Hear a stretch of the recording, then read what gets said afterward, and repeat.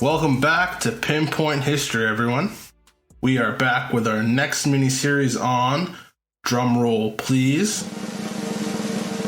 the Battle of Hastings. The Norman invasion of England is one of the historical moments that people tend to be more aware of. It's exciting to tackle because the historical players in this part of history are very fascinating. We have the invasion of the Normans under William of Normandy, the Norwegian invasion under Harold Hardrada, and simultaneously, while the last of the Anglo-Saxons fight desperately to beat back both invasions. 1066 is a seminal event in the annals of British history. My family has commented upon my use of a certain word, and so now I will dare to utter it. So, how do we find ourselves in England in 1066, with not just one claimant to the throne of England, but two? We need to go all the way back to England in 1013. I know. Why are we going back another 53 years? Well, settle down, buckle in, and I'll get us there. At this time, the King of England was Ethelred the Unready. Ethelred had been ruling since 978 from when he was 12 years old. The island of Britain has been subject to Viking incursions since the end of the 8th century. At that time, England had been broken up into varying kingdoms. Some of these kingdoms would end up being conquered by the Viking raiders, who eventually settled and formed what was called the Danelaw in the northeast of the island. In time, the Kingdom of Wessex became the dominant power in Britain and began expanding until eventually the rough shape of what we call England was created. The Welsh in the west at this point kept their autonomy, as did the Scottish in the north.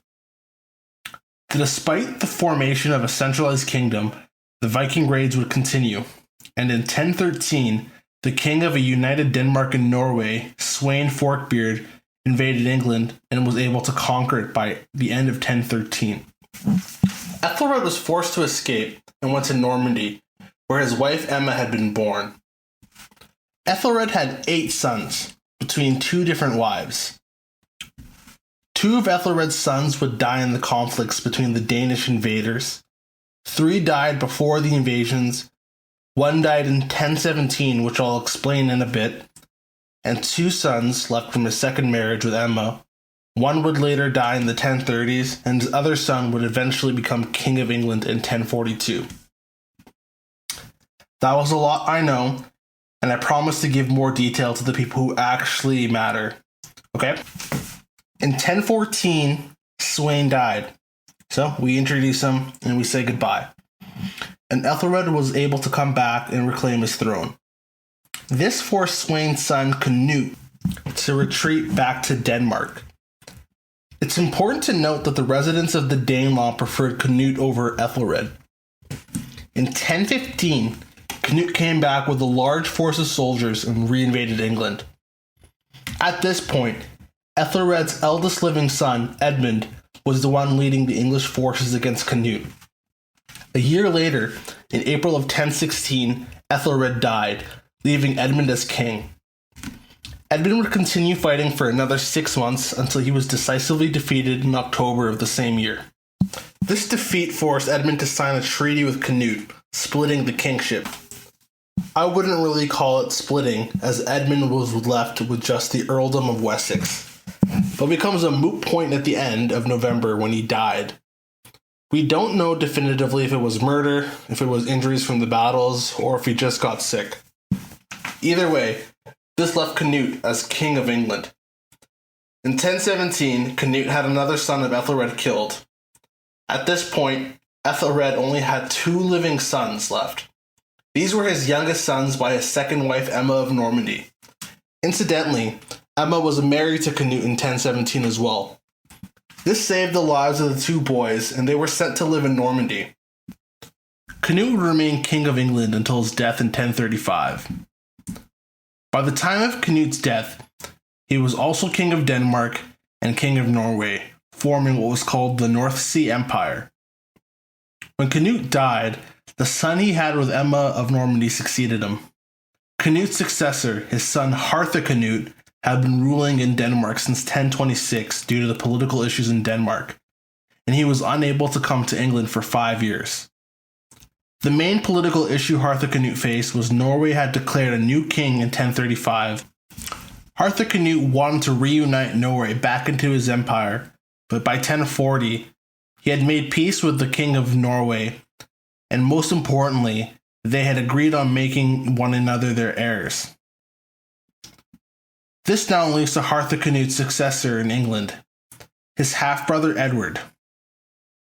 Edward was one of Ethelred's youngest sons and his son from his marriage with Emma of Normandy. In 1017, when Canute was successful in taking over England, he had allowed Edward and his brother to live at the court in Normandy, where his mother had been born. This placed him out of the line of succession, but more importantly, it kept him alive. In 1017, Edward would have roughly been 12 to 14 years old. Edward lived in Normandy for 25 years before returning to England in 1042 to become king.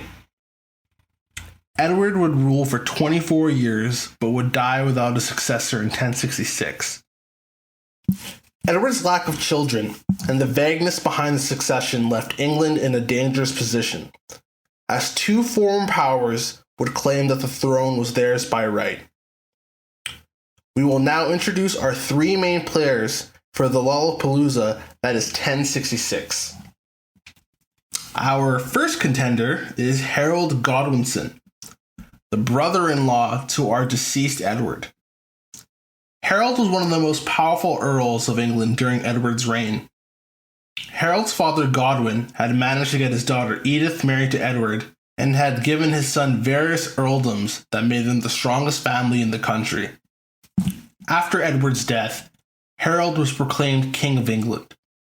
Harold ruled for 10 months, having had to face both the Norwegian and Norman invasions back to back. He would defeat the Norwegians, but lose to the Normans a few weeks later. Our second contender is the Norwegian king Harald Hardrada. This Harald is spelled Harald instead of Harold, like our English king. After the invasion of England and Sweyn's sudden death, Harald's brother Olaf came back to Norway. In 1015, while Canute was focused in England, Olaf was able to become King of Norway. In 1026, Olaf lost a battle against Canute, and in 1028 was forced to go into exile. He would come back in 1030 to reclaim his throne. At this battle, Olaf and his younger brother Harold, who was only 15, fought a battle where they lost. Olaf was killed, but Harold managed to survive and was able to escape, and lived with the Rus until he was 18, where he set out to Constantinople to serve in the Varangian Guard, which is a unit of Viking bodyguards that personally serve the emperor. Harold distinguished himself and fought all over the expanse of the empire, from the Balkans and all the way to Jerusalem. He even managed to get himself embroiled in some of the political events where he allegedly blinded one of the emperors of the Eastern Roman Empire. After a decade of service, he returned to Norway to take the throne. Now, after Canute's death in 1035, Norway became independent once again, and they chose the son of Olaf, Harald's brother, Magnus. In 1046, he came back and ruled jointly with his nephew Magnus. Magnus was the king of Norway and Denmark, as he was the same king who had made the deal with Harthacnut back in 1040 to succeed one another. In 1047, Magnus died, and we don't know, once again, if it was foul play or people just dropping dead because it's a medieval era.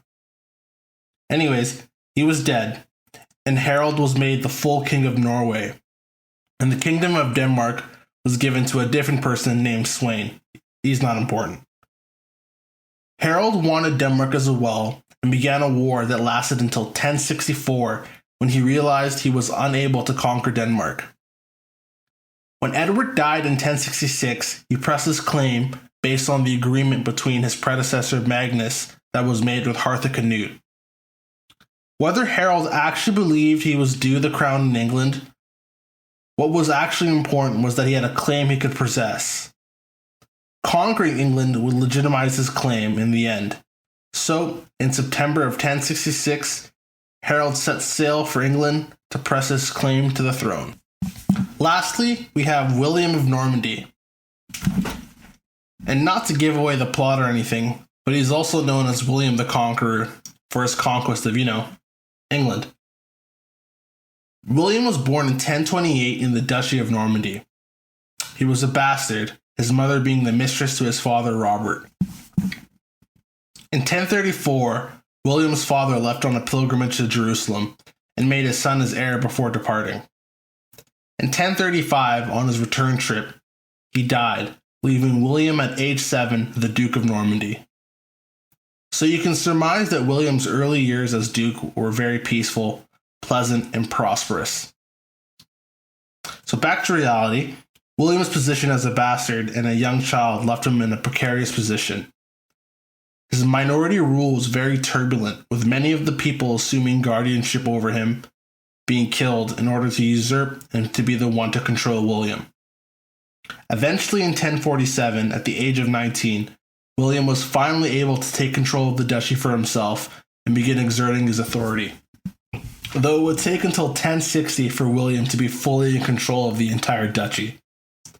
Allegedly in 1051, Edward chose William to be his successor, and supposedly due to the events in 1064, which is shown on the Bayeux Tapestry, a large piece of cloth showing Harold's visit to Normandy, the invasion of England, and the subsequent Battle of Hastings from the Norman point of view. The important part here is that the tapestry shows Harold swearing an oath of fealty to William, alleged by the Norman historians. The actual tapestry does not say what he is swearing. William uses the claim that Edward proclaimed him as successor, the oath sworn by Harold, and his familiar relationship to Edward as well. William's grandfather was Emma's brother, making Edward and William first cousins once removed. If you're unsure of how close that relationship is, imagine this. Your first cousin has a kid. That brand new bundle of joy is now your first cousin once removed. Close enough that the thought of marrying them is a little sus, but, I digress. William would seek the crown of England and set sail in early October. The Normans definitely have a place on this podcast as we move forward. The Normans are pure menaces throughout the history, and I'm excited to bring them back in different stages and different stories. So now we've set the stage for next week's episode. I want to round this episode off discussing how these invasions are the culmination of centuries of strife in England. In 793, the monastery at Lindisfarne was attacked by Viking raiders. This moment is considered by many as the beginning of the Viking raids on England. The raids on England would continue steadily until the mid-9th century, when the Vikings began to change their approach towards the island. Instead of raiding, the Vikings began to consider England as a place to settle. The many Anglo-Saxon kingdoms of England began to fall prey to the Vikings until only Wessex became the stalwart foe of the Vikings. Wessex was able to defend its territories, but even expand into the neighboring territory of Mercia, its northern neighbor. The peace between Wessex and the Vikings created the aforementioned Danelaw. Many Viking invaders had come from Denmark, Norway, and Sweden. While Wessex was able to slowly consolidate power and unite England, Viking raids still continued. If with not as much force as the mid-9th century, still with regular devastation. The population of the Danelaw was dangerous because of their willingness to side with the Viking invaders. The invasion in the early 11th century by Sweyn, continued by Canute, shows the consistent pressure England was under by the Vikings. Lastly, the Duchy of Normandy was formally given to Rollo, either a Danish or Norwegian Viking. The duchy was thus settled by Vikings, and in time became Christians and French speakers, or proto-French speakers, I should say. The Normans are known for their fierce fighting spirit, which some attest to their Viking heritage. Either way, after Hastings, England would never be subjected to Viking invasions or raids by the end of William's rule in England. And as a little fun fact, I want to end this episode with an explanation of the word Viking. The word Viking comes from the Old Norse word vik, meaning creek or bay, which is the base for the word vikingur, meaning pirate. Viking is a word used by later historians to denote the groups of Danes, Swedes, and Nords, and so on. Well, that's all for me today. If you like the podcast, please give it a rating wherever you're listening to it, and give me a follow on Pinpoint_history on Instagram. Thanks for listening, and I'll be back next week. Let's get it.